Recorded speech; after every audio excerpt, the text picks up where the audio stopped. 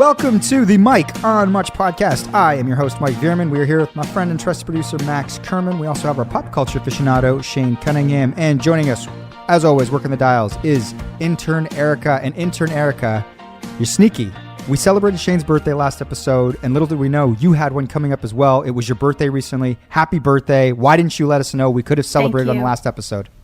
My birthday was yesterday, so we can celebrate tonight. Ah. Yeah. Yeah. More drinks. Yeah, exactly. Does this mean we have to have a beer right now? I'll go get a Coors Edge. I'll get a beer. I'll be back. I have a little Caesar going because I'm actually quite hungover still. I've had about a 2-day-long hangover, so Oh. I'm going to take it easy. Okay, you know what? Guys, keep talking. I can probably hear you as you're talking. All right. So set up the thing, and I'll get... So for our listeners, Shane just went and got an edge. Max is getting a beer. Erica, how does it feel to turn another year older? Are you someone that embraces your birthdays? Do you get depressed as you get older, or do you get excited to get older? Oh, well, I feel like this is kind of the first year where, like, I'm now in that, like, age where, you know, it's not super exciting to get any older anymore. Like, all the major, cool, fun, young drinking milestones have already happened. So now it just feels like, oh, I should probably have my life together a little more than I do. Wait, how old are you? 24. No. I'm 25's mid-20s a now. pretty... I'm not No, early you're 20s not. anymore. I'm mid-20s. I guess. But still, 25's a pretty good drinking milestone. Okay. Yeah, That's that's a good to good know. one. Don't But get also- worried till you're over 25. Okay. That's what everyone says. I'm not that stressed, but I just feel like it's every year now I'm just kind of like, well, it's not a huge deal. It's not a huge deal. I'm not 19. I'm not 21. Like, what's Yeah. the point of celebrating, you know? But if you want to be worried too early, 25's the age to be worried too early. You know what I mean? You're too early to be worried too early. Right. Yeah. No, I'm not like super early worried, but you know, it's creeping up. Yeah. And of course, just, you know, Shane, I'm sure you feel the same, but quarantine birthdays, man, they're weird. Well, Different. to me, I was the most celebrated I've ever been celebrated. So you're going to have to count me out of being in agreement on this. What do you mean? People, like, as I predicted last week, everyone drew their tattoos. Oh, like, yes. Max had a Was that mustache what the on. theme was? The theme was... It was. I was correct. Yeah, it was the most celebrated I'd ever been because I don't think last year anyone even said happy birthday to me. I probably said it at work. Yeah, you might have, but I don't think you knew it was my birthday last year. Because last year was Mother's Day. It was on a Sunday, and Yes. it's not on my Facebook, so no one really knew. And it was Kwai's shot. Yeah, as Erica just said. So there was huger fish to fry. Like everyone was just like, "Are you going to come to Toronto for that big game?" Which I did not. Yeah, I was going to ask though, Shane. So I had you on the Arkell's Instagram chat the day before, and then you said, is there a surprise, or Sean Dawson's planning something, I'm going to guess what it is. And then I said, okay, you can guess, but no matter what, I'm going to react like this. And I just smiled like a fake smile and nodded my head. So I said, no matter what you say, this is exactly how I'm going to respond. And then you guessed 100% correctly, and I gave my response, and I told you I would. It was a good game plan. And yeah, so so you weren't surprised at all, I guess. Were you No. borderline let down, or did you enjoy it? No, I wasn't surprised. I was happy that I was right, because I'm always happy when I'm right. And I liked it. And some people really put effort in, like Felix really did a great job on actually emulating my tattoos, which some of them are a little bit tricky.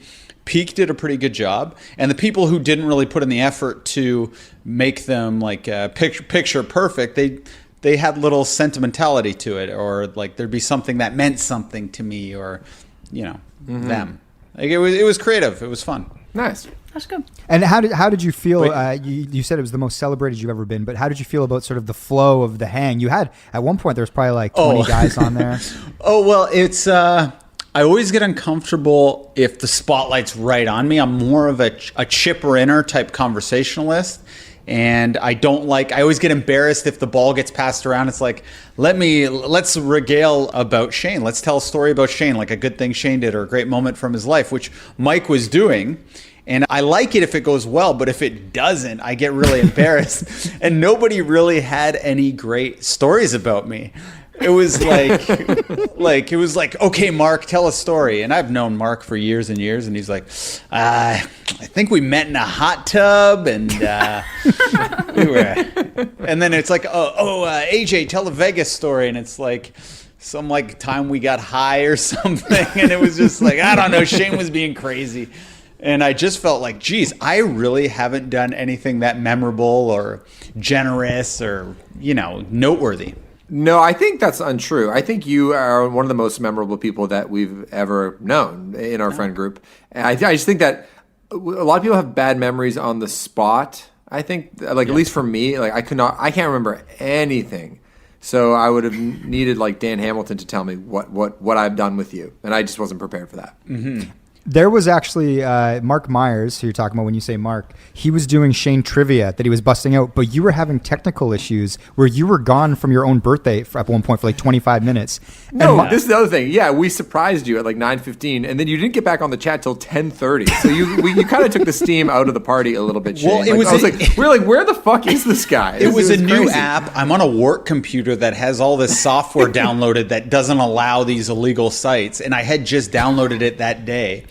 And Zoom? Is it a legal site? No, it wasn't Zoom. Zoom I can use fine or whatever. And whatever this thing is that we use, it was some new app that the computer didn't like for some reason. And it said I had to contact my administrator at work. But, it was very late at night and the administrator was sleeping, I think. He was really upset he wasn't invited to the party, actually. So he wasn't going to fix your shit for you. Erica, did you guys do a big Zoom party for your birthday?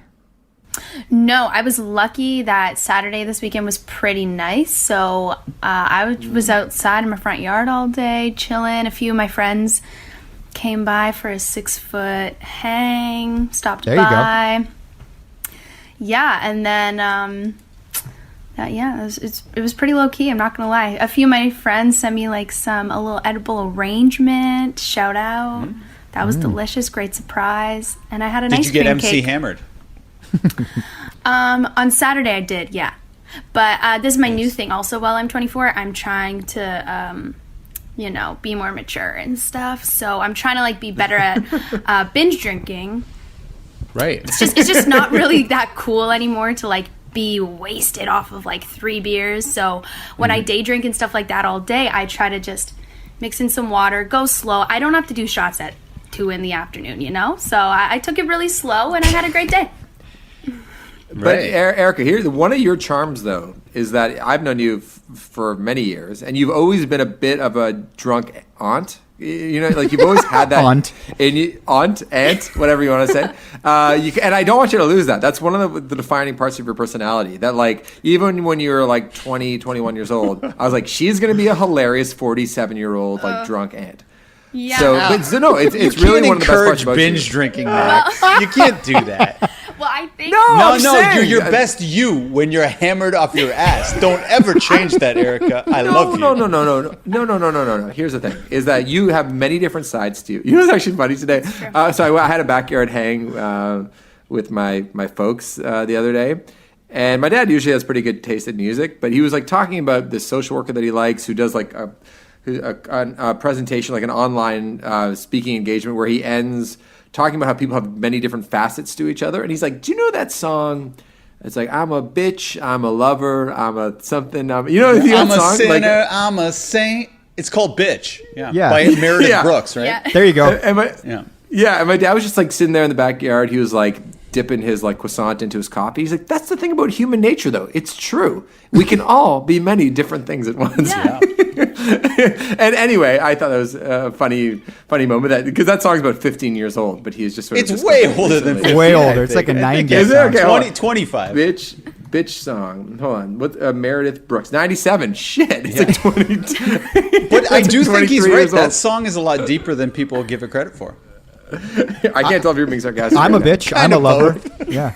Okay, let's go. I hate the world today. That's an interesting way to... Yeah. You're so good to me. I know, but I can't change. Tried to tell you.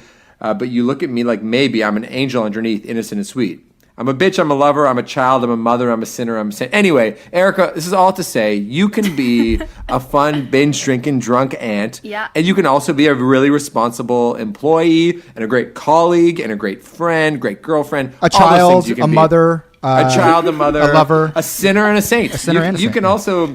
You don't want to feel ashamed? You can be hell, you can be a dream. You can be nothing in between. And you know what? I wouldn't want it any other way, quite frankly. That's funny. That's true. I should take some advice. Yeah. Maybe Yeah, maybe I'll work on that. So- That sounds like it could be my new karaoke song when this is all done. Erica, you know what? If I were you, this is what I would say. I'd say, so take me as I am. This may mean you'll have to be a stronger man. Rest assured that when I start to make you nervous and I'm going to extremes, and tomorrow will change, and today won't mean a thing. That's what I would say if I were you, okay? Okay. This is a good Thanks. bit, Max. I Yeah. like this. It's like a Jimmy Fallon desk bit. Every episode, you need to pick a song that relates to one of us and read it. Read the lyrics to us. Okay, good. Yeah. That's funny. So happy birthday, Erica. Thank and you. Happy birthday to Shane as well. That was a fun party. Everybody had a Thank good you time. very much. I really appreciate it. So, guys, normally I text you guys about half an hour to recording time, and I say I need 15 more minutes. And most of the time, I don't have a good excuse. Today, though, I actually have a good excuse. I was with manager Ash. We were in Toronto workshopping some ideas, and I can't give away the secret, but maybe one of the ideas has to do with me running around a lot. So I was running around downtown Toronto, like in the streets, in our alleyway. It was very like drizzly, rainy, ugly day outside, so like nobody was out and about. I ran through Queen's Park, and then at one point I realized I lost my wallet. I was like, shit. So then I had to retrace all my steps, couldn't find it anywhere. I'd given up, and I kind of like laughed about it. I was like, So I had to call David Buss, my accountant, and said, can you cancel or put on hold all my credit cards? Of course, I have a guy for that, so he did that. Thank you, David Buss. He listens to these podcasts. What up? Anyway, Big shout out. about an hour later, I got a tweet at me, and someone just said, hi, Max, I found a wallet. Contact me if you've lost it. And some guy who was walking through Queen's Park picked it up, and it was right around the corner. And I needed to wait for him to get back to me, but it was... and I got him a little Amazon gift card, and that was that. And so, When that stuff happens to you, are you offended he's not an Arkells fan, like first and foremost? no, in this case, I was actually kind of happy he wasn't an Arkells fan, because if he was an Arkells fan, like a big Arkells fan, he might think I'm like a multimillionaire and expect that the reward would be like, here's $500, here's $1,000, thank you so much. When really, I don't really give a shit about the wallet. There was like $20 in cash and some credit cards I could just replace anyway. So I got him an Amazon gift card. But the fact he didn't know me or give a shit made my expectation for the thank you gift to be not quite as large as And how much is Arkells the fan might think. right? How much is the Amazon gift card for? That's between me and Zhang, okay? When Zhang returned the wallet, was it uncomfortable when you hugged him to say thanks? Yeah. Well, he was fine with the hug, but the kissing was a little. Just kidding. Well, thanks to Zhang. Good people out Yeah. there. Yeah, good day. That's right. Speaking of, guys, are we going to move on to topics, or was there anything else going on in our lives that we want to talk about? I mean, Mother's Day passed. Well, speaking of mothers, Shane, Yeah. is Alex okay? Oh. Yeah, so what happened is earlier in the week, she felt like, I don't know, she's talking about Wait. Just for our listeners, just before we recorded this pod, Alex had posted on social media that she was in the hospital. Just so like our listeners know, that's the concern. So she had a post on this family tree, basically saying that she was in the hospital, which is why Erica's asking you how Alex is doing. Yeah, so I guess she's been talking a lot about her cervix lately, and she's like, I feel dilated or something. So she went to the washroom, and, well, can I not say that? Yeah. Okay. And she started feeling up there. And she felt the baby's head. Wow. That's crazy, right? So I was just like, does it have hair or like, is it bald? And she was like, no, I can't feel it's in the amniotic sac, but I can feel it. And I'm dilated a centimeter. And then, I don't know, I guess she felt like the baby might come a little early. So she went to the hospital just to be extra safe. But the doctors didn't really seem to think it was too much of a concern. So she came back. Yeah, so it wasn't like a huge crazy deal, but it's definitely the baby's. Alex has kind of a different body type where the babies always hang lower on her body. Like she doesn't really have a tummy. It's more like just really low. And it's very uncomfortable to walk. So she has to more like waddle than walk. Interesting. Well, good to hear that everything's all right. We didn't know if we Yeah. were going to have to postpone the podcast, but Alex is good, feeling better. Oh, I did have another I wanted to talk about for a second. I had another crazy moment with a Bachelor contestant. What? This is becoming your thing. Do you know Taylor Nolan, Max, or Erica? No. How do you spell Nolan? Is it a boy or a girl? It's a woman, and Taylor, she. how do you spell Nolan? Nolan, Taylor Nolan. So she was the one who got in the argument with Corinne about being emotionally unintelligent. Okay, is she Tay Mocha? Yes. Oh, okay, yeah. I'm so interested because she has had a crazy evolution since then. Oh my god, yeah. Like in the sex positive community and all this stuff. Yeah. So crazy. So I'm like, I'll give her a 15-minute interview. She's a psychoanalyst also. We end up talking for an hour on the phone. Shane, her title is just analyst, but go on. That's good.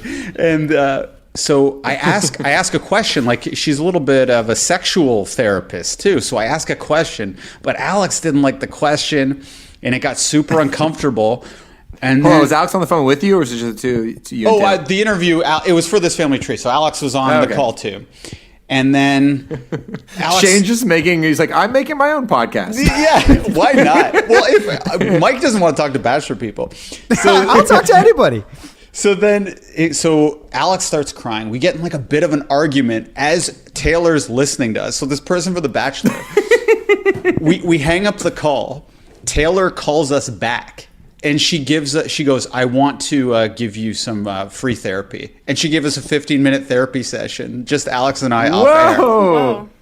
Isn't that funny? Isn't that weird? Will you get into any of these details, or should we just listen and subscribe to this family tree? It's a tough episode. Alex told me not to say anything now, and she told me she has to listen to it. Like, she's kind of like manager ashing the shit out of this episode because it did get a little too crazy, but it spiraled out of control, and I didn't know Taylor was so open and willing to delve anywhere that usually I'm the guy to push the limits, but she was almost pushing the limits and like fueling my fire, and it just spiraled. Yeah, it was pretty crazy. It ended up being like an hour and 12 minutes long, but yeah. Whoa. That's crazy. Yeah, it was intense. I never thought I'd get that deep and heavy with a Bachelor contestant, but here we are. How was her therapy? She's good. Yeah, you can tell she's younger. She's only 25, right? But still, she's very intelligent and very caring and very sweet, and obviously cares about the job. You know, normally you interview somebody and they're dying to get off the phone at the second the 15 minutes is up. She's 25 and a therapist. You're going to give Erica a complex. She's already having issues at 24 where she's at. But she's a terrible binge drinker, Erica. Oh, okay, good. You got her beat. Just like the rest of us. Yeah. I got to say, so because Shane had said that Alex was going to manager Ash the shit out of this Family Tree podcast, Ash then texted the group that she said she loves being a verb. Yeah. So that text just came through. As always, Manager Ash is listening into our call just to make sure that nobody says anything crazy during these quarantine times. Man, so you're 2 for 2 on Bachelors now. Shane, are you going to exclusively start going for Bachelor contestants? I think I'm going to move into Vanderpump Rules next. There's this woman named Stassi that I really want to talk to. Hey, by the way, Shane, this didn't work out, obviously, but I did DM Maddie Pruitt on Arkel's IG asking to get a birthday shout-out for my friend Shane. Didn't respond. She didn't respond? No, she didn't respond. I thought the blue check mark, 100,000 followers would get me somewhere, but no dice. She's too hot right now. Yeah, you know what, Shane? I did manage to get Jenna Jameson to give you a shout-out for your birthday by... No, I'm kidding. I wish I did. It's a call back for the last episode. A rub out? Hey, another thing that I kind of want to get everyone's opinion on. I started watching Dave, which is this comedy on FX, and only because, Shane, you talked about it and you said it's the best show. And it is the best show. Yes. And it is so incredibly up my alley. Same producer as Curb. Same producer as Curb. It's about a Jewish guy who's with curly hair, who's roughly my age, who loves basketball and loves hip hop. The difference is between I'm a rock and roll musician. He's actually a rapper. He's in LA. He's trying to make it as a rapper. He's like, I don't want to give too much away, but it is the fucking best show. Like, I'm on episode 4, so I'm still... Episode 5 is the best one. Oh, and then episode 9 and 10. How many episodes are in the first season? There's 10 episodes. Okay, so... and Shane, even though you said it was the best show, and you said, like, oh, I think you'd like it, there needs to be another level of you must watch this thing, or you must consume this thing. And we need to develop a code word. I was going to do that to you, Max. I was going to say, you of all people would love this, Max. But I was watching a stand-up comedian, and he was making fun of people who do that. I think it was Jerry Seinfeld, actually. He's like, when people go, you would love it, you. And I was like, okay, maybe that's annoying when people do that. So I didn't want to do it. No. But it's one thing for people to like talk about their favorite shows. Everybody talks about their favorite shows. And to be honest, there's a lot of other people's favorite shows that I have no interest in. But I think we need to develop a thing. It's like, no. Like, I get one every 3 years that I will tell you have to watch it, and this is the thing. Yeah. Do you know what I mean? Like, it has to be reserved for a very specific thing. Well, but anyway. I feel like the secret is out because I put it up on my Instagram, just like a clip from the show. I said, this is the best show on television. And I think I got 30 inbox messages, and I've never gotten that many in my entire life. About that show? About the show, yeah. There were fans that were like, oh, I love that show too? Some people had some qualms with it, but most people said, oh, it's fucking amazing. Can't wait for season 2. We talked about scenes. Like, it was crazy. I'd never had that much engagement on Instagram. Yeah. Anyway, everybody just watch. I mean, you know what's funny, though, that I'm saying? Like, you have to watch a show. Lauren's like, I'll watch it with you, but it kind of makes me uncomfortable. So it's definitely not for everybody. Oh, there's scenes that are crazy, but there's also an emotional heart to it and an art to it that kind of softens the crazier parts. Yeah. Anyway, great recommendation, and I highly recommend. If you like Curb Your Enthusiasm and Jewish white guys that love basketball and hip hop, this is a show. And I know Entourage has a bit of a stink on it, but when Entourage was in its best part, when people really loved Entourage, it has that quality to it also. Yeah, the hang. Yeah, the good hang. Exactly. People need records during these times, so that's a good one. Good shout out. Okay, guys, before we move on to topics, I just want to remind everyone to, if you got some time to kill, maybe you want to check out our other podcast, The Pedestal, with myself, Shane, and Jonathan Popoulos, who's a Mensa member, incredibly tall, played in the Raptors Republic basketball tournament with us at center, did amazing. We have guest stars on, like Jay Onright, who's been on this podcast, who's amazing. What more can we say about Jay? He's awesome. He came on, and he chose the film Caddyshack. We also did The Goonies, which is a favorite of many people, and Anna Goya came on as well, and she did the movie Sleepless in Seattle. So those 3 have been dropped. Check them out if you haven't checked out the other ones. It's just 3 people plus our guests talking about movies and deciding whether or not these classic movies that people have on a pedestal should stay there or maybe be knocked off. But if you got time to kill, check it out. Hopefully you dig it. So there's my shameless plug, gang. Great plug. Thank you. Moving on to topics. So the first topic is, I guess, handshaking. Dr. Fauci, I saw a couple weeks ago, had said, I believe from the White House in one of the briefings, that handshaking might be something that we don't do going forward. He's like, maybe it wasn't a great idea in the first place, as it is sort of a very quick way to spread germs. But obviously, with in light of the way that the world is going right now in this pandemic, Max was wondering, do we think handshakes are gone forever? And is that a good thing? What did we like about them? What did we dislike about them? Yeah, because I kind of wanted to get into like the touching. Like, I know some people are very uncomfortable with like the hug. What do I do in these social situations? Like, I think a lot of people have stress in the workplace, especially, where it's like, am I a hugger? Do I handshake? Like, at what point does the handshake go to the hug? You know, like how many, or whatever, you know what I mean? Like the male-female dynamic. And as much as I kind of enjoy the physical touch, and like with all my friends and people that I know in a work setting to a degree as well, it might be a much simpler world if that just isn't a thing anymore. Shane, what do you think? I like the handshake if it could always be guaranteed to be limited to the handshake, but there's too many variations. Sometimes it gets thrown into a hug.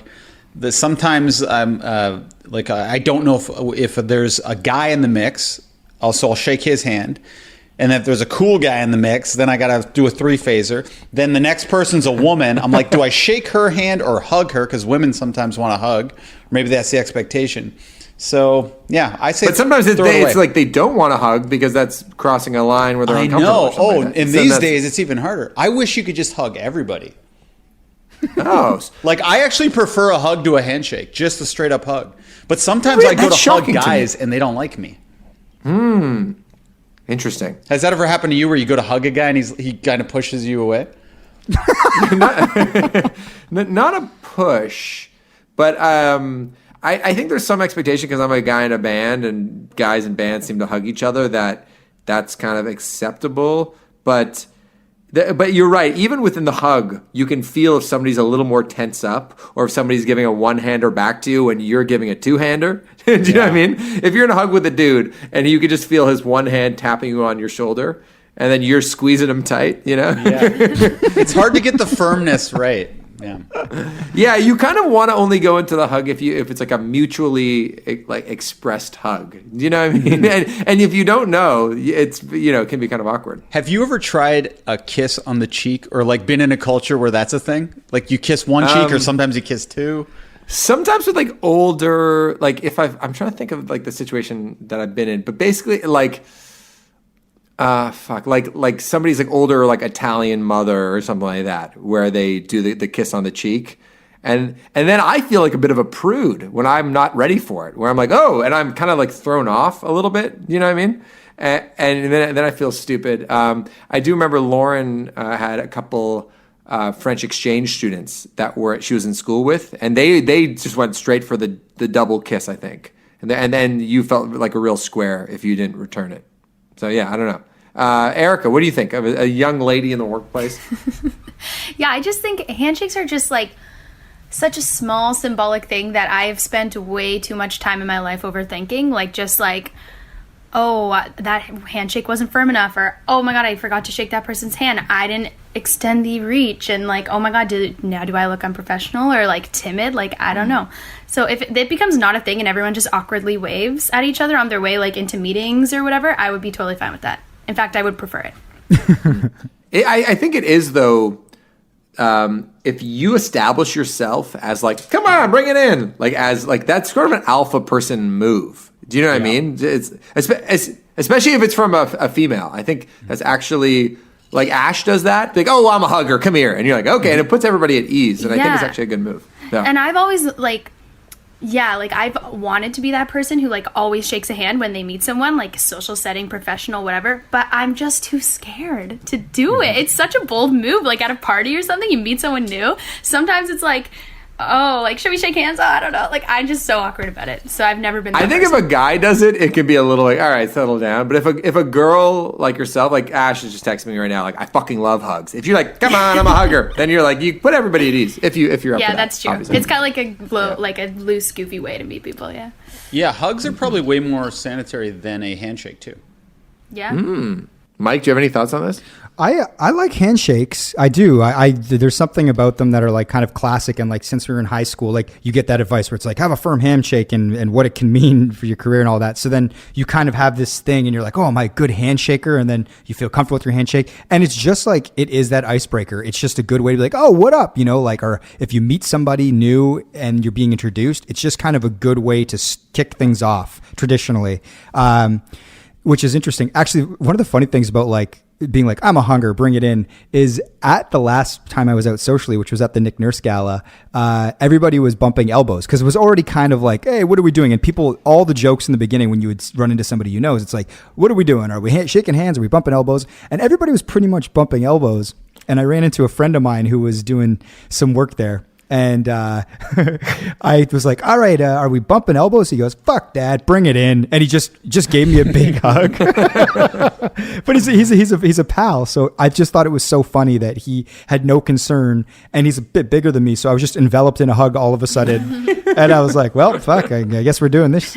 But I don't know if going forward, which is the second part of the question, if it's going to be eradicated or if people are just going to sort of like, it's going to become very natural to just sort of nod and be like, oh, hey, how's it going? And what used to be the first step of an interaction was a handshake or a hug or a high five. People really got into high fives for a bit. Or like you said, like the bring it in and sort of taking the initiative. I do think it's going to change short term, but if it gets to a point where it's like this specific thing, COVID-19 has like a really good sort of treatment where people don't die and it's almost like just like a cold or a flu again, or there's a vaccine, I think it will take literally all of like 1 month for everyone to go back to all their old shit. It'll just restart again. I don't think this is the beginning of like people receding from the handshake or the hug. That being said, the caveat is obviously if they don't come up with a treatment or like a vaccine over, if this goes on for a half decade or something like that, then yeah, we've seen the last of not only handshakes, but so much more. What about blowing kisses? That's probably bad for the corona. It's Don't too blow sexual, too hard. I think. Droplets are an issue. What about a wink? Ooh, kind of like the wink. Yeah. We be take back the misconstrued. wink.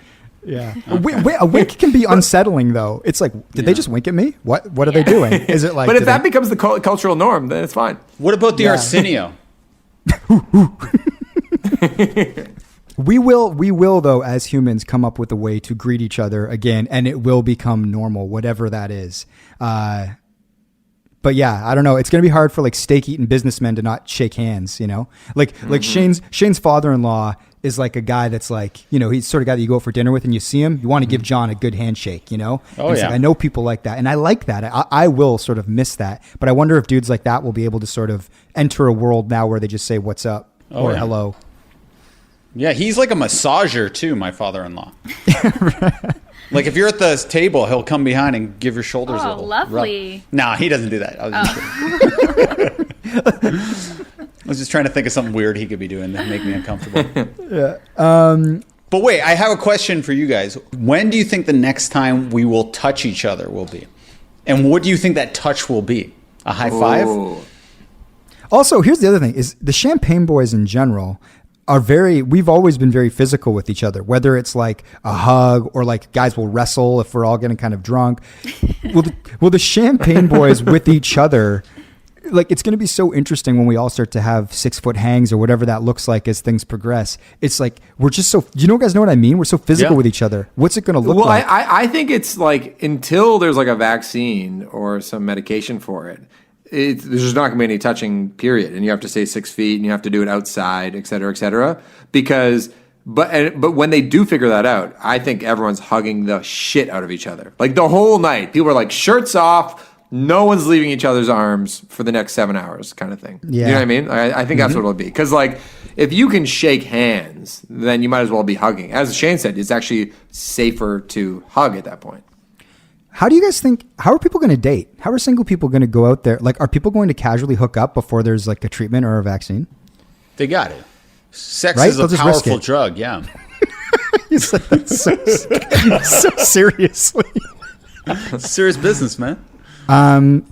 Okay, moving on to the next topic. Guys, we're talking about Dave Grohl. He penned a article that, where did it run in? Max? Was it in the Atlantic? I can't remember what they aired. Yeah, in. the Atlantic.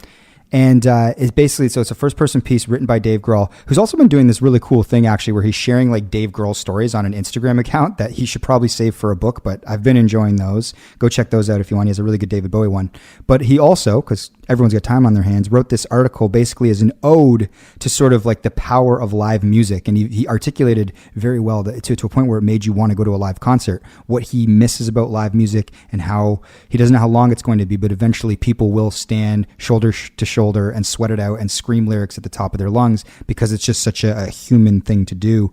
But what was interesting about this and what got Maxie thinking is that Dave Grohl's kind of this unofficial spokesperson for rock and roll in general. And so it's like people just kind of like they accept that he might have something to say and that he can speak for the community, I guess. Are there other people in different fields or sort of like entertainment positions, whether it's like an actor, an actress, or even a politician? Who is that spokesperson? So first of all, I just want to know, what did you guys think of Dave Grohl's piece? What did it speak to you, Max, as a musician, as a guy that's waiting to get back out and play in front of thousands of people?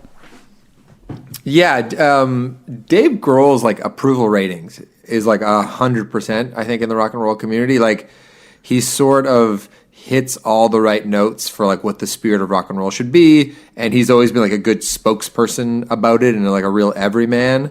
So if you're into like the history of rock and roll, like you're kind of into Dave Grohl, and it's hard to like. I feel like every other frontman you can be critical of in one way or another, but Dave Grohl kind of like has enough self-awareness to get it just right. So yeah, I enjoyed the piece, and I totally identify with. What are you looking at me like that for, Mike? Oh no, because Erica was coughing and she almost spit up her water. So I just felt pepper in my throat. Yeah. What are you eating, Erica? No, I had a Caesar, but I added some pepper and salt in it. I think it fucked me up. Mike, you were Yeah, I thought you were looking at me like, what's he saying about? Like, I was like, I didn't think my take on Dave Grohl was that. No, I was concerned. I was concerned about Erica because she was coughing, and then it looked like the water was coming up, and then I was like, is she choking? But I also didn't want to cut you off because you were on a roll and you were articulating so nice. That's okay. So, but it just got me thinking about how I think like every cottage industry should have a spokesperson. Because Dave Grohl clearly is the person who should be writing that article in The Atlantic about like what we're meant to be as this, like, name the job. So in Dave Grohl's case, it's like what we're meant to be as rock and roll artists. So I made like a little bit of a list. It's like, I don't know if you have it in front of you there, Mike, but like who is the spokesperson for various cottage industries? Do you want to go through the list and then maybe we can go through each one individually? Okay, so this is the categories. The people that would be the Dave Grohl version of comedians, actors, actresses, tech, politicians, athletes, sports owners, and then wellness, maybe holistic type people. So let's start with comedians. Who should speak for all the comedians? Max, I think you've thought about this a lot. We'll go around. We'll go Max, Shane, Erica, and then myself. Okay, so this is actually an interesting one because my first instinct was to say John Mulaney. John Mulaney's very smart. Went to Georgetown. He's very kind of woke, and I think tonally, I think he hits a lot of the right notes, et cetera, et cetera. But then I was like, wait a second. Actually, if you're a comedian, you kind of have to. Part of being a comedian, in many ways, is not really giving a shit about what people think of you, and just kind of telling it to you straight, and finding the weird dark corners of humanity and making light of them. And so I was thinking, okay, maybe Mulaney's actually the worst person to be the spokesperson for comedians because he doesn't actually represent what a lot of comedy is about. You need to have somebody who maybe goes, I don't give a shit what, polite society Just saying. give us the answer. Okay, well, I was going to say, sorry. I was going to say, just off the top of my head, Chris D'Elia. Chris D'Elia is, Wow. No, not to say that he's the best comedian. I'm not saying he's the best comedian. He's too weird. He doesn't even drink alcohol. Okay. Let me. All I'm saying is, I guess you could say Chris Rock, Chris D'Elia. Yes, Chris Rock. Chris Rock. Yeah, I guess Chris Rock has more of a catalog to him. I thought Chris D'Elia was interesting because he's a little younger, maybe connects with the younger comedians. I don't know. That's maybe a bullshit excuse. Shane, what do you think? I was thinking Chris Rock, and I was listening to David Spade on Howard Stern, and he was just saying that Chris Rock has so many like pearls of wisdom that he's always spouting off to younger comedians and him himself, not just about comedy, but about life. And it seems to always be pretty true to form. And David was just saying how he's like a genius at that.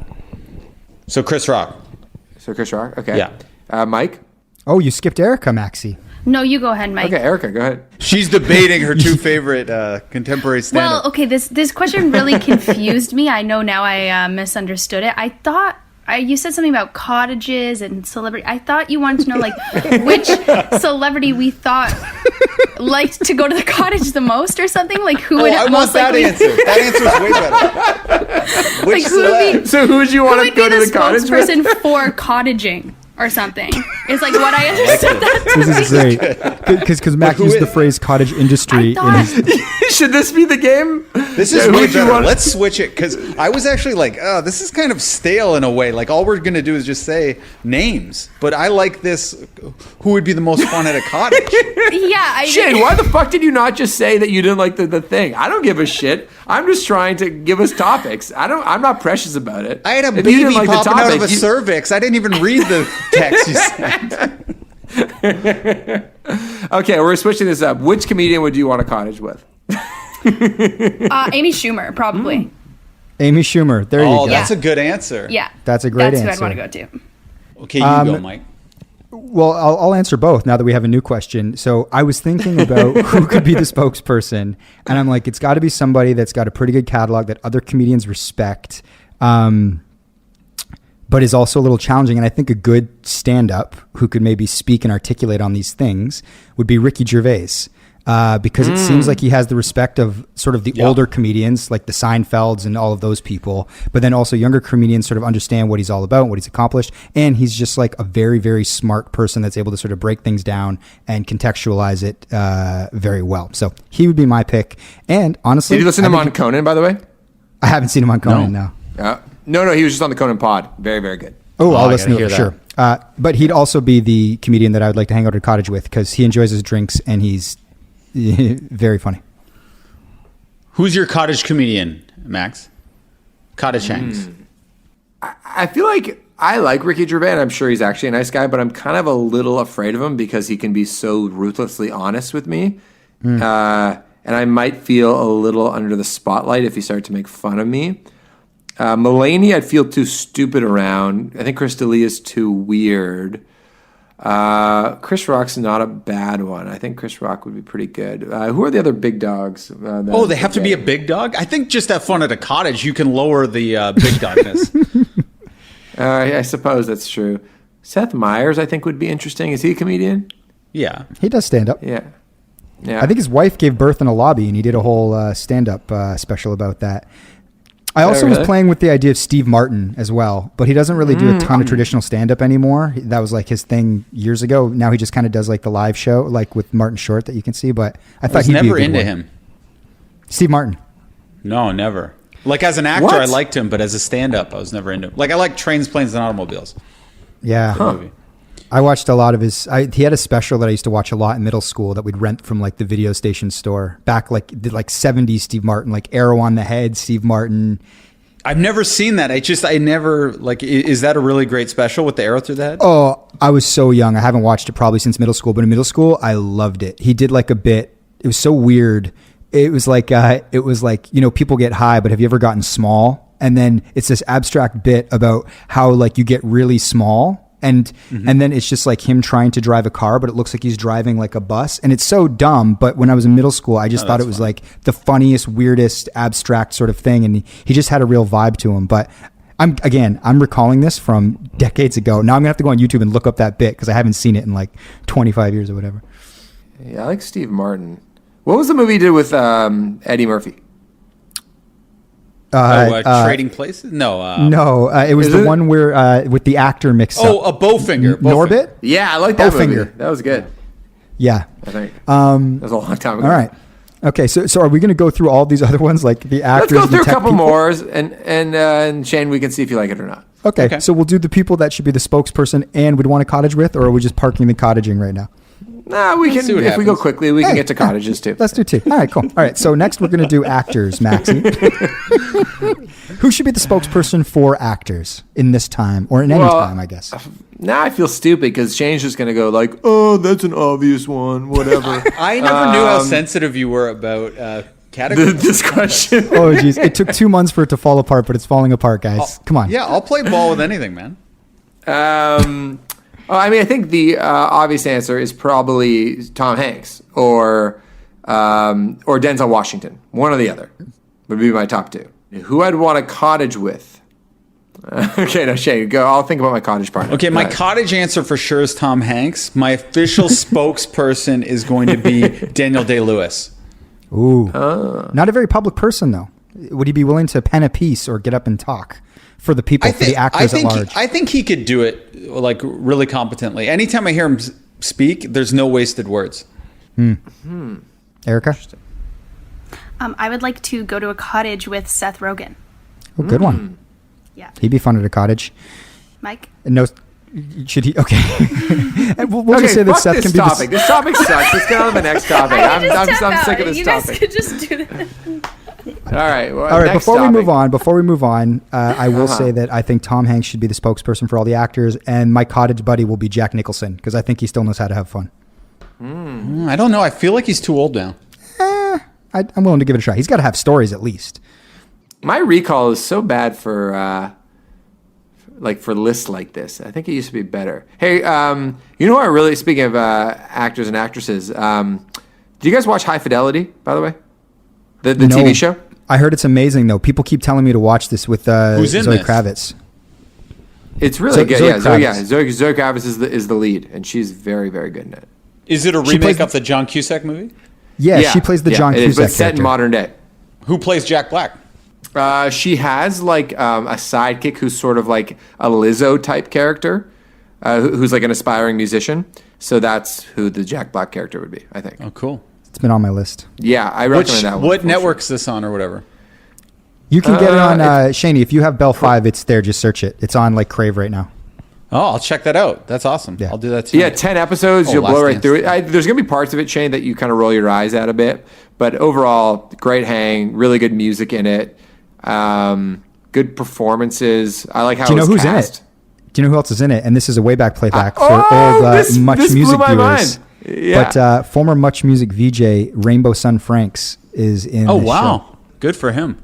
I loved Rainbow. When Me I too. He was my favorite.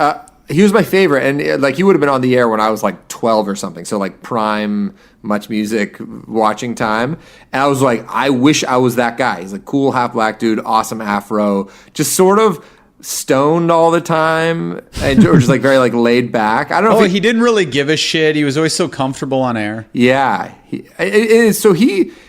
career path of a lot of these Much Music VJs after they want to leave is can be really tough. And I guess he was trying to act for a while, and I haven't really seen much of him.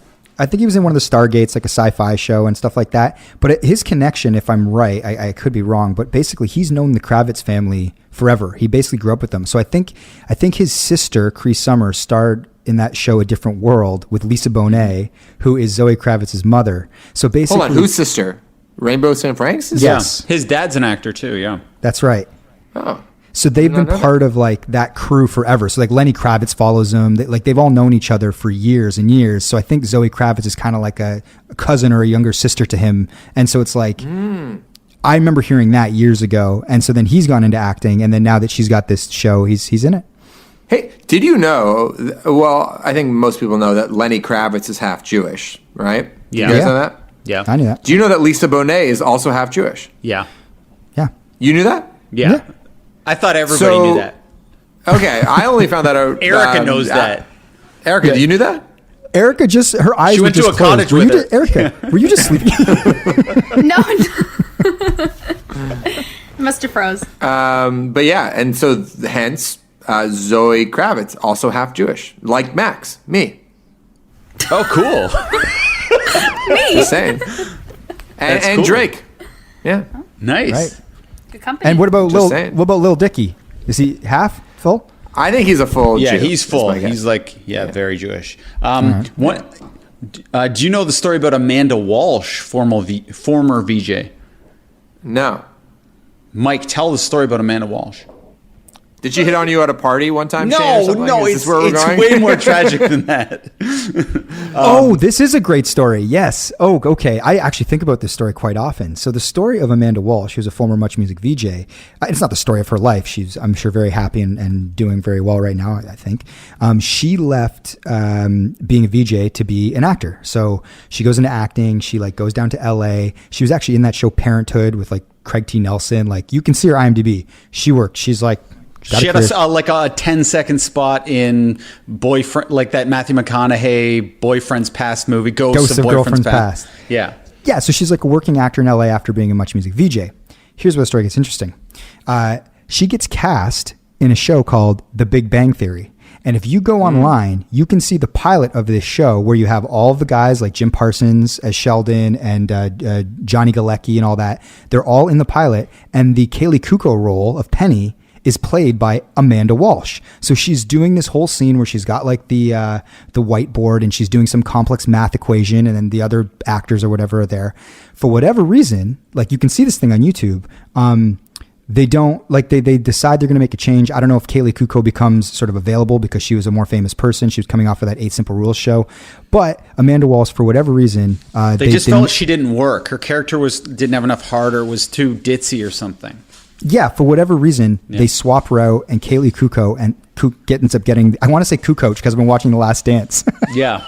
Tony Kukoc, amazing baller, Kaylee Kuko. Coco? I don't know how to say her fucking name. Kukalo. Kukalo. Is that actually how you say it? I don't know. That's how I've been saying it, though. She ends up getting the role. So here's the thing. That show obviously goes on to run for more than a decade. Those guys end up all getting over $1 million an episode because it becomes the #1 most popular show on TV. So imagine if you're that person that you get cast, you get the role. As the lead woman, the female lead in the biggest sitcom ever, and then you're just left out and everyone else goes on to become multi-millionaires. And every time, and the show's everywhere, so you can't even really escape it. You're just always like, fuck, that show's just getting bigger and bigger and bigger. I actually read another recent one where that show Frasier, as people might be aware, the character of Roz, who's like his radio producer, who's like a real ball buster, Lisa Kudrow cast. They start reading for the pilot. I was just reading this story. It's so fascinating. I think the producer or the creator of the show was telling the story, said that once they got to the table read, like they loved Lisa Kudrow. Her audition was amazing. But when she started reading with Frasier or Kelsey Grammer, there was just something slightly off about the chemistry where they didn't feel like she was like, she could bust his balls enough. She didn't have enough presence to sort of like be someone that Kelsey Grammer's character could be like intimidated by, like in a match. So they have to basically tell her after she gets this huge part, that she's out. That they're going to hire their second choice, which ends up being Perry Gilpin. We're going deep now on sitcom actor names from the 90s. And then the creator of the show says, we all felt relieved because we felt terrible. When you do that to an actor, a young actor, it's like the worst. He goes, but 6 months later, she got cast in Friends. And so all of them felt like they were off the hook. And they were like, okay, we're absolved of sort of like doing Lisa Kudrow a little bit dirty. And that show became very successful. For sure, it did, yes. Did you know who was originally cast as Niles? No. Rick the Temp. You're lying. Yeah, I'm lying, man. It's a good VJ call. Speaking of Rick the Temp, he just followed me on Instagram. Congratulations. That's awesome. Yeah, our friend J.R. Diggs has been doing this 5 at 5 that Shane's been appearing on a lot. I'm shocked Max hasn't appeared on it. I don't know. Yeah, he hasn't asked me yet. Maybe he's too afraid that I'll say no or something. He is.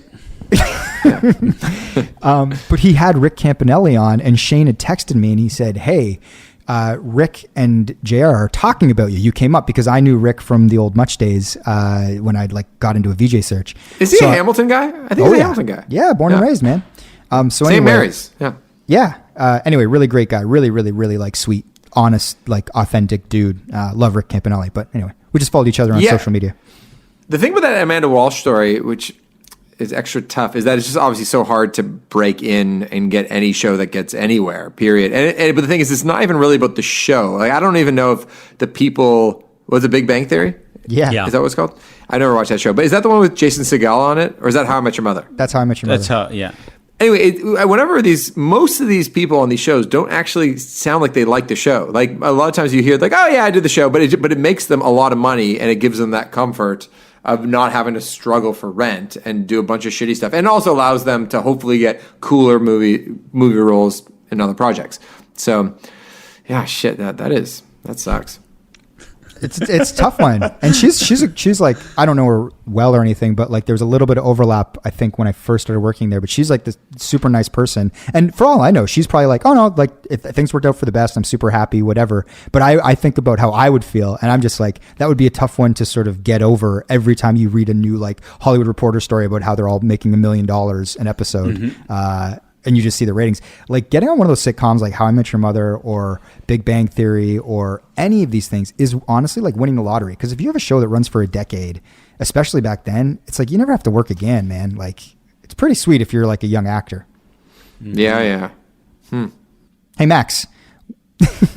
Would you ever go into acting? Like, let's say there was a new Canadian sitcom coming out and they were like, ooh, Max, you got some visibility. You're famous. Like you'd be one of like, like an ensemble cast in like a Big Bang Theory.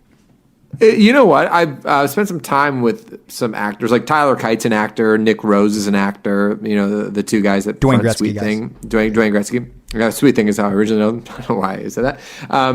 And they are amazing. Like when I'm around them, I can tell them like, oh no, you know how to do things with your eyes and be expressive in particular ways that I just don't. I don't have that skill set. And so, and I think they're particularly like well-adjusted, fun to be around kind of people. So it's not annoying. There's obviously some actors that are like, okay, can you dial it down a little bit? I've been to some parties with some actors. I'm just like, everybody needs to like bring it back 40%. Okay. Can we just have a normal conversation, please? Hello, Max. No, it's true. I'm not kidding. I remember one time we kind of snuck into a party at the bottom of the E1 building, like in the foyer, because where E1 or management is in downtown Toronto, they have this like amazing event space on the first floor, and you can if you're leaving the building at any point after 7 p.m. on any day pre-COVID times, there's usually some open bar event going on. And who was I with? Was I with you, Mike, or? I don't might have been know. with Dan. Anyway, we were there, and actually, we were at the bar across the street. This was probably like 9 p.m. And we're like, why are we paying for drinks here when we could just go across the street? And it looks like there's some people we might know there. So we go in there, and it's some agency party for some actors, like actors representation or something like that. And so we just like go to the bar. We started to have some drinks. People are asking me for my photo and stuff like that. They were excited, like, thanks so much for coming to our event. I'm like, anytime. But anyway, so some of the conversations were just like a bit much. But to answer your question though, I don't know if I could do anything but myself. Like, so if whatever I'm doing right now in this podcast is like, that's it, that's the chemistry we need. Yeah, it's like Little Dicky, but with our Kels. Okay, well, I was gonna say is I find Little Dicky, Dave, to be a good actor, but or is he just really good at being himself? It's hard to be yourself, and he's just very good at that. That's a life statement, brother. Ash just said I was with Greg and Dan, by the way, when we busted into that party. But I guess you guys have worked with many actors. You guys have to cast people all the time. Would I be a good actor? Shane, you've directed me. What do you think? I think you'd be okay. Because you just have that... no, seriously, you have that easygoing thing about you, and that's what you need. You can't be stiff. You're not too self-conscious, Max. This is the good thing about you. You sort of just have a natural preset of confidence, and you don't overthink things. That is very, very helpful, and I think has served you extremely well. It's a good way to live. It's one of your more admirable qualities. Thank you. Shane, are you a good actor? I can be. But no, it has to. I'm like you. It has to be in my zone. If it's out of my zone, I'm no good. I'm not like Daniel Day-Lewis. Is Brad Pitt a good actor? By the way, yes, he's a very good actor. I think he's is. Amazing. I do, but I've wondered it. I have wondered it in the past. I'm like, is he just Brad? I sometimes I feel like I can see Brad Pitt acting, but I do. I just feel like I can see it sometimes, which is a weird thing. Like in 12 Monkeys, which people love him in, and he got nominated for an Oscar, I believe. I just feel like I can see the affectation so much sometimes with him, and I don't know if it's because he's so good looking that I'm just like, it just feels like a guy putting it on. But you see something like Once Upon a Time in Hollywood, and there's just such an effortless charisma, and he is acting. So I think Brad Pitt's a good actor, but I've wondered it, Max. I have wondered it. Yeah, I think part of it, I'm not to say that he's not good. I think he's obviously, like, I can't keep my eyes off him if he's on the screen. There's a certain baseline that we acknowledge no matter what. He's still in the top. I'm saying, like, when you compare him to Daniel Day-Lewis, I'm saying obviously he's a good actor. I'm just like, is he a great actor? Can you still be a great actor if you can only really play yourself? It's a great question. Like Tom Cruise, for instance. Like, he tried that Irish accent. It didn't really work out. Far and away. Yeah. I think one of Brad's best advantages, which I don't think it's talked about a ton, is it's just the sound of his voice. Like, he's obviously so handsome, but his voice is so low and cuts in just the right way that I could just listen to him speak all the time. And he's from like the middle of the country, so he has sort of like that Midwestern / like Southern thing that comes to him very naturally.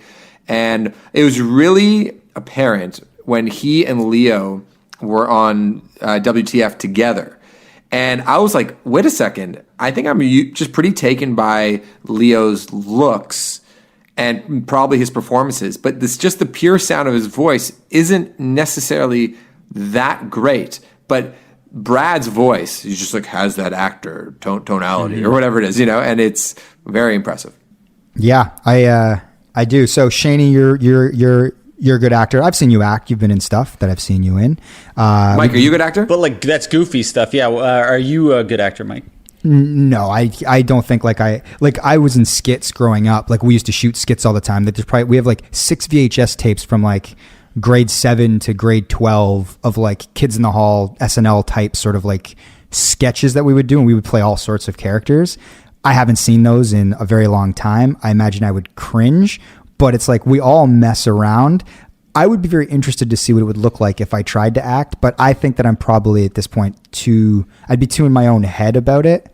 And it's also like, I also feel like it's always a weird disservice to like people that study the craft and like really like put a lot into acting, and they're like, actually, there's more to it than just showing up and reading lines. But then I'm like, I think there's some people that just have something that they can that translates on camera. I don't necessarily think that I'm one of those people. If I were to try and act, have you seen me act in anything, Shane? Have I done we've probably done skits as ourselves? That's like Sean's wedding video, for instance. Stuff like that. That's different goofy acting, though. I think skit acting, you get a lot more rope, and it's a different type of comedy acting. Yeah. Well, it'd be so funny to see any of our friends do a dramatic role. And sometimes I wonder this about actors too. It's like when you know somebody so well, if you were to see them on screen, like crying over like the death of a loved one, but they're acting, how are you not going to laugh your ass off because you know the person, so you can see through it. Like when George Clooney's closest friends see him really going for it, are they like, he's a master? Or are they like, oh, this is hilarious? Like, I don't know. I don't know the answer to that, but like, I couldn't help but feel uncomfortable watching anybody I know very well, like sincerely act. Do you know what I mean? I don't know. How did you guys? Yeah, I'm trying to think what friend would be good at that, like Sean Dawson or something like that. He's your go-to answer for anything. I knew you were going to say that. I just love him so much. I think he's so naturally gifted in everything. Yeah. Who would be good at like architecture? Sean Dawson. Who'd be good at sailing a boat? I think Sean Dawson. Archery's a hard thing to do, but Sean's got long arms. Erica, could you act? No, I don't think so. No. Have you acted? No, never. I think Erica could be really good, actually. I think you'd be really good. I think you have a thing about you. I think if I was to be an actor, though, I have just so much like stage fright and like personal like anxiety and stuff about that. I would be drunk all the time. I'd have to be an alcoholic. Yeah. I think you could have like an Anna Kendrick thing, though, because you're kind of like a little like you do stuff with your eyes. You're looking around. Your Aubrey Plaza vibe. Yeah, sure. Oh, she's cool. She's cool. Yeah, you could have that vibe. Like, and always you're just very sarcastic. natural, though. It's like even though we've sort of thrown you into this podcast, and you're like before you behind the boards, and now you're like in the conversation. You roll with it. Guys, you know what we should do? Thanks. Let's pick a classic episode of Seinfeld and do a table read. We'll do a Zoom read. Let's just bust out a 20-minute episode. That'd be funny. But who's who? I'm Elaine. Duh. Yeah. I'll be Kramer. You got the hair. You're Kramer, Max? He's got the hair. You have to Shane's be more Kramer. You have to be George. I think you could do it the best. Okay, I'll be George. Yeah, that works. Yeah, Mike is Jerry, and you'll be Kramer, Shane? Yeah. Okay. We could flip it. The funny thing, I think Kramer is the hardest one because you almost have to go the hardest in a weird way. Yeah. It's such a loud performance, the Kramer role. Are we really doing this, though? I'll do it. To be honest, I'm more of a dramatic actor. I don't want to do Seinfeld, to be honest. Really? Yeah, I want to do let's do Succession. Yeah, we'll do a table read of Succession. You can be Shiv. Succession. Now we're talking. Get the Erica. script. Yeah. Never seen it, but I'll brush up. All right, guys. I think it's time to move on to Shane's surprise. I think we're going to skip Robert Pattinson and just keep it moving. Unless you guys got time to kill. I don't know if you got shit to do. Well, my problem is I was surprised. Today threw me off kilter a little bit. So my surprise, I wasn't able to perfect it the way I want to. So maybe let's just do Patrick. I've been thinking about the Pattinson thing too. Patrick Patterson, Patrick the former Raptor. Yeah. Robert Pattinson. Okay. All right. Let's do it. So Shane surprise today because he's had a day. But do you know what? I forgot to say this. But do you know what's interesting? It was a bit of a Shane surprise for me. I gave a toast the other day. Hey. What? Yeah. So It was I gave a Mother's Day toast. Ooh. So to Alex or to your mom or to her mom? To Alex, my mother-in-law. Okay, so to Lorna. Yes. So I'm at a Mother's Day dinner with them. We're all quarantining together, so I'm at the dinner. And then my father-in-law goes, Shane, today you're giving the toast. And looks at me. Oh, my God. He looks at me and smiles. I go, oh, you listen to the pod. He goes, what? I go, the pod. We were just talking about how I hate that. Yeah, you can't do that to me, man. He goes, oh, I didn't. He goes, oh, sorry, I didn't hear that. And I go, oh, no, I thought you knew I hate toast. He's like, oh, I knew it was kind of a thing, but could you? And he pulls out his camera, and he goes back, and he just pulls the camera out and starts filming it. But then I stood up. I'm just like, okay, I'm going to double down. And I just, like, these words came to me. And I gave a speech about how it takes a great mom to make a great mom or something. And I started talking about how Alex was a great mom. It was just like this weird stream of consciousness. And then I look over and my mother-in-law, Lorna, is bawling her eyes out. Wow. She's an easy crier, though. Come on. No, but it was just it was a great toast. It was one of the best moments, Anyway, I thought that was interesting. Let's get the video and throw it on Mike on Much Insta. John didn't give me the video. I think he wanted to see me crash and burn. He's like, oh, geez, this is actually amazing. He probably deleted it. Yeah. Lorna was crying at the sincerity, and John was crying that you actually didn't flop. All right. Well, Robert Pattinson recently had a feature in GQ. I think the interview was done over like 4 or 3 different sort of Skype sessions or Zoom or FaceTime, whatever it is. But that's how they sort of did this as he was promoting.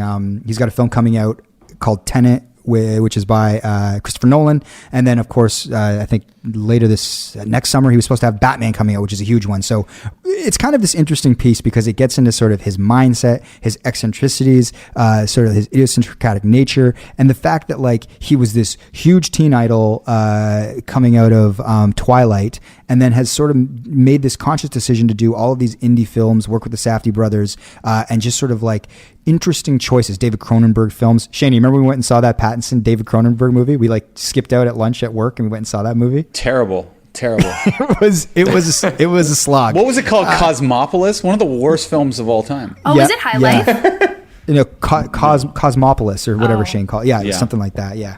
But anyway, so he's doing sort of like interesting choice work. And then now recently he's decided to jump back into the fray. And in this article, he kind of explains that like he made a choice to get back into sort of big tent pole films because he felt like people weren't going to cast him anymore. It almost like he was saying financial security without saying financial security. So anyway, he's in the Christopher Nolan film, which is going to be this huge blockbuster, maybe pre-COVID for sure. And then Batman, which has kind of been, they were in the middle of shooting it when all of this went down. So he's still stuck at the apartment they're renting for him. The studio is in London, where they just moved locations to go shoot. And then he does these interviews where he's trying to cook something, but it's a fucking disaster. And he's just very, very weird, but it's a fascinating article, and he's sort of a fascinating guy. But Max, what was it that you were taken with when you were reading about Robert Pattinson? Well, a couple things. One, it reminded me a little bit of like the stroke syndrome, where basically if you become very famous at a young age and you sort of are set financially for a while, and people just, and like he was part of one of the biggest film franchises of all time, you can kind of just be a bit of a weirdo brat, especially if you think it adds to your credibility. So like the Strokes really haven't changed their shtick in 20 years since they've been a band, right? It's just them being like, I don't know, this is kind of lame, this party's kind of lame, maybe I'll try it on stage, maybe I won't. Okay, these are already things I care about. I'm gonna like just generally be quirky and distant. There's like not an ounce of earnest like in their bones, earnestness. And I thought Robert Pattinson kind of fell into that category. And so one, I was wondering, did you guys think it was put on at all, a little bit or a lot? Like what did you guys, because I was like, is he actually like this? Or yeah, and do you think he's always been like that, or he's just been allowed to be kind of erratic because no one will tell him otherwise that he's kind of being a goof? Or am I being too harsh? No, it seems like he's in artist mode to me. What does that mean? Like, he's trying to be weird. Like he's trying to do weird stuff, and like he knows everything he's doing is being written down, so he's trying to like really amp it up. The pasta thing was ridiculous. It was just like, I like to microwave my pasta. That was like, I felt like it was like half the fucking article. It was just like him talking about microwave pasta. I'm like, are we kidding here? Jesus Christ. I feel like Timothée Chalamet is going to fall down a path like this. Who is? I could see Timothée Chalamet becoming this weird kind of, bratty kind of kid, bratty kind of man as he gets older in his mid to late 20s. What's interesting, what Shane's talking about though is, and what Max is getting at is, it's not even bratty. It's just more of the idea that what you're doing is not authentic. It's like, is he like that with his friends, or is he putting it on because he knows he's being written about? And so it's like he wants to seem eccentric and weird. Like Joaquin Phoenix had this whole thing when they were sort of doing that I'm Not There movie or whatever that film was. And it's like he was sort of doing a version of whatever this is. This is obviously, Robert Pattinson's just being silly and eccentric, but I guess, Shane, what you're saying is you think he's doing this so that he comes off this way in this article, a little bit aloof and weird, and then we all talk about it. Because I think if you're weird, it's like when they tell you to act drunk in acting class, they say, don't act drunk, act like you're trying to be sober. So that is actually more convincing as a drunk person, right? If you're trying to act. And if you're a weird person, you tend to want to act normal, which comes off as a little bit weird. Like Kristen Stewart, oddly, from Twilight. She comes off as genuinely awkward and a little uncomfortable because I think she's trying to be normal and not that. But Patterson, or what's his name again? I hate his name. Pattinson. Feels like he's really trying to embrace all of his weirdness and foibles. Okay, and so stuff. my other question, though, in relation to us, is that what I kind of appreciate about Robert Pattinson is that he's not beholden to anybody. He's totally uncompromising in whatever the fuck he wants to do. And I think about Mike and Shane, especially when it comes to trade-offs that we have to make in our life and what we'd be like if we just had the bank and the clout of Robert Pattinson. Because, like, for instance, there are things that I'll relate to myself, and then I'm going to hypothesize about you two for a second. Settle in. I think that there are certain things that I'm afraid to say in public because I don't want anybody to get mad at me, even though I believe that, like, I'm not an asshole, that I'm a good guy. Like, I was talking to Mandra Ash about this today. I was like, I feel like sheepish about tweeting that I listened to a Sam Harris podcast, even though Sam Harris was on Dak Shepard's podcast. He's talked to Malcolm Gladwell. He's very respected. Sorry? But I know why you're sheepish, Max. I've seen you put not even like a bold tweet out there, and like 10 seconds later, some person's like, "I'm disappointed in you, Max," and you're like, "Sorry, I'll delete this." Like, people are really on top of you. I know, and I don't want to cause anybody any harm or make anybody feel sad. And I'm in a position of privilege, so I'm just like, fuck it. You know what? I'm not going to stir the pot, even if it's what I'd say in a private conversation, like to friends. And I believe all my friends to be genuinely good people. Mm-hmm. So that's something that if I were a little bit more uncompromising, I'd be like, you know what, I feel how I feel, and I don't think I'm saying anything to hurt anybody. And if anybody has a problem with it, maybe they might be particularly sensitive or something. I don't know. Even saying that makes me feel uncomfortable because I feel like somebody's going to listen to the pod and saying, like, you don't understand your privilege or something. And I'm like, no, I do understand my privilege. Anyway, when it comes to Mike, I think we all have some kind of version of this. And I think Mike is like a lot like Ryan Russillo, and your takes can be scolding hot, but you have such a responsibility to your family and you feel very grateful for your job that you don't want to fuck that up, which is totally makes sense. Like the position you're in is like you're in the 99 percentile or 1 percentile, whatever's the good percentile. And I think that would be, but I think if you didn't give a shit, you would be like, you talk on this pod the way you really talk at a bar. Right. And you wouldn't worry about editing as much. And I think for Shane, same thing, you have a family now, you've like, your life has turned out in an incredible way. Again, top 1% or 99%, whatever the fuck it is. I'm up there or down there, yeah.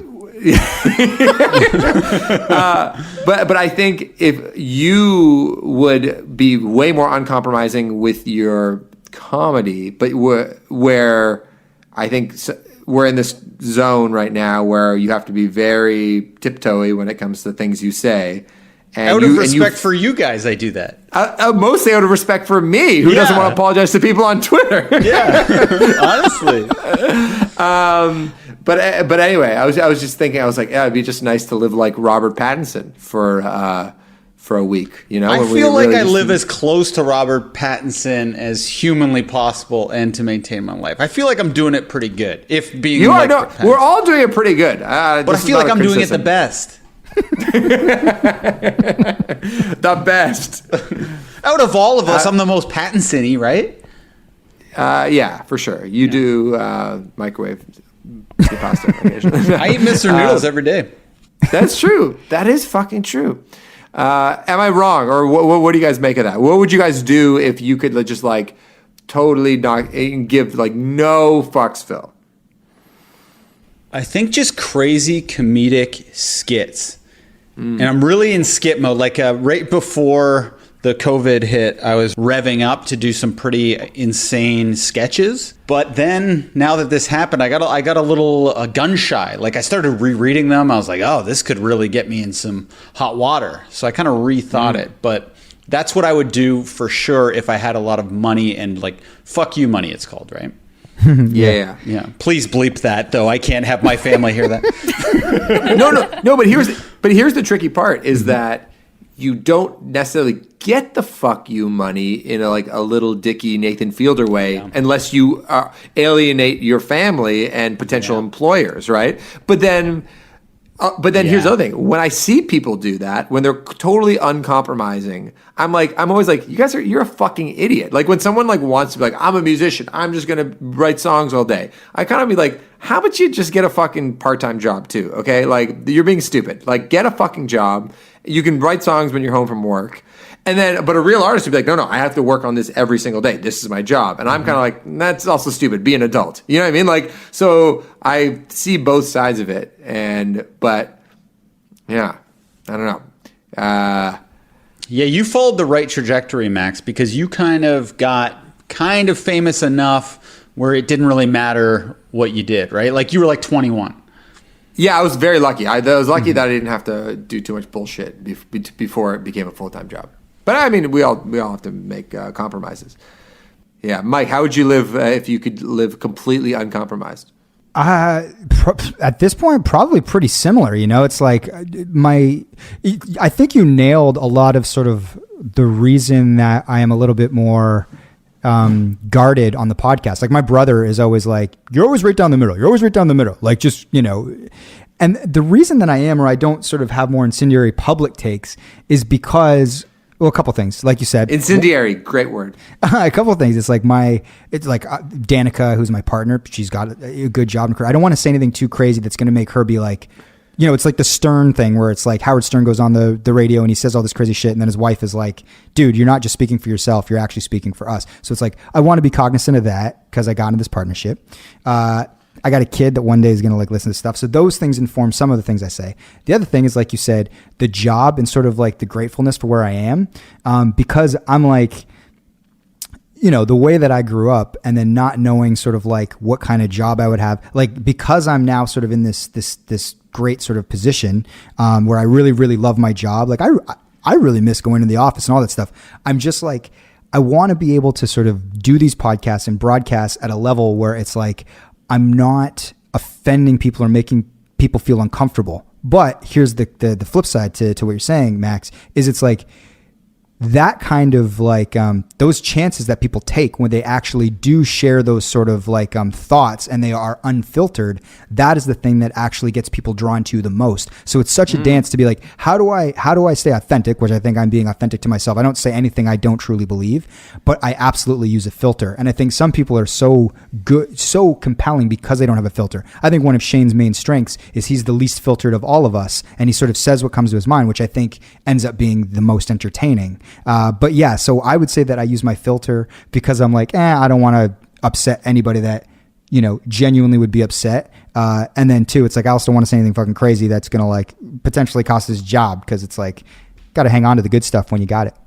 That's my thought. So I don't know what fuck you money would do for me. I think I would largely be the same. Cause again, it'd feel uncomfortable to like really offend somebody. And sometimes to be funny, you kind of have to get to the heart of, you know, those things. But do you think the fuck you money though, if Danica would be like, you're going to lose your job, or I'm going to lose my job because you, and by the way, I don't think anything you could ever say, again, this goes back to the first thing I said, was that like all of us, I think, are genuinely good-hearted, community-minded, generous people. But like, I don't think anything you could say would actually be that offensive. And every family has like different levels of comfort when it comes to like, you know, talking about, you know, sort of the more like private moments in a family life. But I wonder if like that is the thing that like Larry David or other comedians who are like people who married to comedians, like, yeah, you know what, he says some kind of crazy shit, but you know what, we live in this sweet house, our parent, like we're sending our kids to private school, whatever the fuck, it's all good. All divorced, all on second marriages. Yeah, that's true. I'm not kidding. Yeah, that's very true. Shaney, were you going to say something? How would you be different with your fuck you money? Oh, I think I was just saying, like, I would do sketches, the skits, like yeah. release the crazy skits, and I still might. Like, I'm honestly not that worried about anything. How would you release them? What medium? YouTube. Nice. Good thinking. Nice. Are you a millennial or not? Things you don't know. But where do you put this digital media shit? YouTube? Nice. Did you go to a cottage with Rogan before this, Erica? I went. No.